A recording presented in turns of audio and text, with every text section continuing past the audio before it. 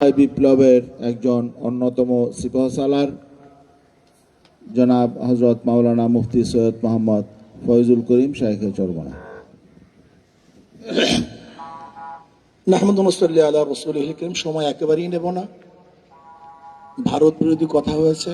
53 বছর যারা শাসক ছিল সবাই ভারতের গোলামি করেছে। ঠিক।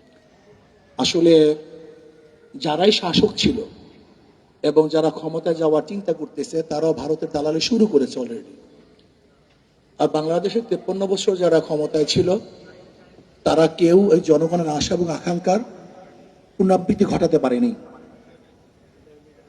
আমি আজকে গোল টেবিল বৈঠক থেকে শুধু একটা প্রস্তাব দিতে চাই যে শিক্ষার মধ্যে এমন কোনো জায়গা নাই যেখানে ধ্বংস করা হয়নি।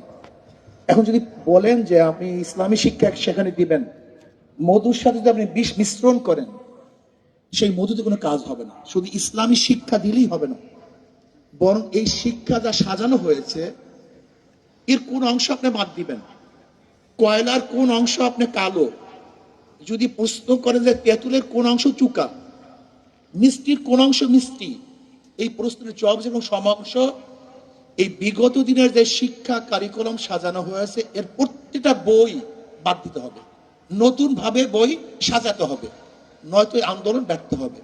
আর একটা কথা হলো এই ইসলামী আন্দোলন বাংলাদেশ 5ই জুলাই বৈষম্য বিরুদ্ধে আন্দোলনের 5ই জুলাই থেকে শুরু করেছে। 4 আগস্ট শাহবাগে আমি বলেছিলাম বিকালে যে আগামী 5 তারিখ জনগণের গণভবন জনগণ দখল করবে। আল্লাহর কি কৃষ্ণা কাকতালীয় ভাবে সেই 5 তারিখই দখল হয়েছে, কিন্তু বৈষম্য বিরোধী ছাত্র আন্দোলন ইসলামী আন্দোলনের খবরও নেয় না যে তারা কোথায় আছে, কি করবে, কি করতেছে। আজকে বাংলাদেশে এত পরিবর্তন হয়েছে, আমি প্রশ্ন করি ইসলামী আন্দোলনের সাথে কি পরামর্শ করা হয়েছে?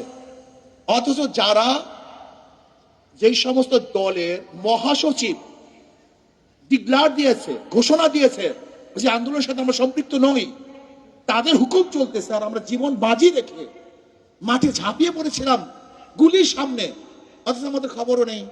এখানেই তো বৈষম্য শুরু হয়েছে। বৈষম্য বিরোধী আন্দোলন তো বৈষম্য এখান থেকে শুরু হয়েছে।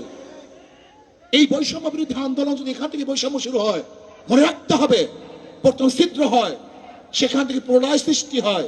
ইসলামী আন্দোলনকে যদি বৈষম্য বিরোধী আন্দোলন গুরুত্ব না দেয় তাহলে ইসলামী আন্দোলনের প্রথম তাদের বিরুদ্ধে মুখ খুলতে বাধ্য হবে।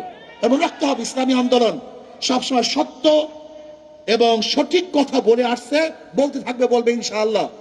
আমরা জীবন বাজি রেখে ঝাঁপিয়ে পড়েছিলাম ইসলামী আন্দোলন বাংলাদেশ দলীয় ভাবে এককভাবে বাংলাদেশের অন্য কোনো দল ব্যানার নিয়ে, এবং আমাদের পর্যায়ে কোনো লিডার এই বৈষম্য বিরোধী আন্দোলন অংশগ্রহণ করে নাই। ইসলামী আন্দোলন বাংলাদেশ আমাদের পর্যায়ে লিডার জীবনের বাজি রেখে বৈষম্য বিরোধী আন্দোলন সাকসেস করেছি। অথচ দেখা যায় ইসলামী আন্দোলন বাংলাদেশের খবরই নেয় না, এরা আসি কি তা জানাও যায় না। যারা নিজেদের নাম ব্যক্ত করতে লজ্জা পেয়েছে, ব্যক্ত করে নেই, তাদেরকে গুরুত্ব দেন আর বৈষম্য বিরোধী আন্দোলনের বৈষম্য বিরোধী কথা বলবেন, এটা হয় না। আসেন শিক্ষা সংস্কৃতি করি, এ দেশকে সংস্কৃতি আল্লাহ আমাদের সবাইকে কবুল করে নেন।